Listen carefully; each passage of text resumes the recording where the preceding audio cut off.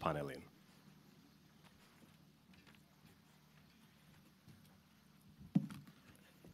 Thank you, Julian, and thank you for making it easier for me to start, so I can start with the usual all protocols observed.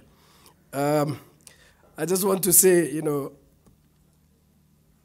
given the question that we will try to answer, it's also important for us in the private sector to say what we are doing and continue to drive that narrative. I was asked to say a few things that KCB has done, and I just want to point out a few. In 2008, KCB embraced sustainability as a business imperative and concern, and this was anchored on under 4 pillars.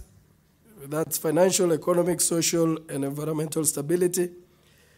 And over time, I think we've played a significant role, and many institutions in the private sector played a significant role, particularly in the adaptation area. We've also been making great strides with the UNEP FI principles. We became a founding signatory member in 2019 under the principles of responsible banking, where we are a signatory. We also undertake annual carbon footprint assessments to monitor internal resource consumption to keep our carbon footprint within the 10% reducing trajectory. We're also mainstreaming sustainable finance. We screen credit facilities. We've screened 336 billion in the last 2 years. And I think this is one area that we must continue to emphasize on, because like other risks, climate change risks, when they show up, I don't think they will give us any signal other than what we are seeing today.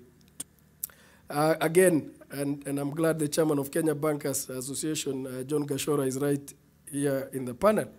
In line with the Central Bank of Kenya guidelines on climate-related financial risk management procedures, we, like all other banks, have revised our risk policies to align to that. Just to conclude, KCB was accredited as under the Green Climate Fund with the medium to large category band to advance climate finance to strengthen climate action. This is important. We are funding US $50 million to US $250 million under the GCF. We are rejigging again our loan portfolio.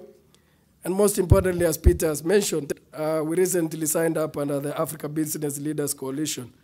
I don't know why Peter forgot his sister or brother, the Green, when he was listing, to drive that action. And I think overall, for us to deliver on this agenda, it has to be a partnership, it has to be cross businesses, and we must all step onto the dancing floor to try and take certain actions.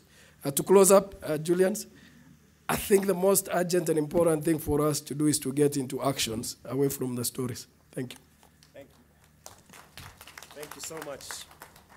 Thank you so much, Mr. Paul Russo. And because of that, and I'm told we need to be conducting this business in the next 40 minutes, and then we release the audience for lunch. I will keep this as a fireside chat and not as a panel. Fireside chat, we don't scene set, we dive straight into issues, and we address them as they come. So I will start with my good friend, John Gashora from NCBA Group.